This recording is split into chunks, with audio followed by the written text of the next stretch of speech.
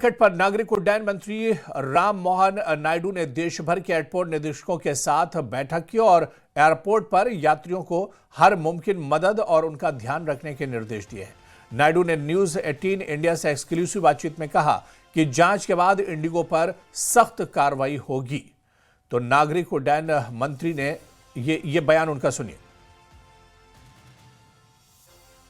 Indigo took them so many hours to realize that they had to provide refreshments. That was only after you held a meeting with them. They had to provide alternate accommodation. Isn't this criminal, to say the least? No, if this is the situation that there are any lapses, then definitely, like you said, there needs to be an action that needs to be taken. That is why the DGCA we have put not only on what is happening at the airport, but why did that situation come only for Indigo?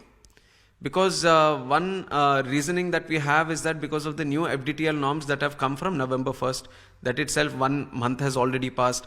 Other airlines don't have any complaints regarding this. Why is that Indigo is facing this problem all of a sudden? So we are going to inquire in total depth of this situation, and it is an inquiry not just to keep it on the paper, but we are going to take necessary action so that one, it becomes a precedent, and two,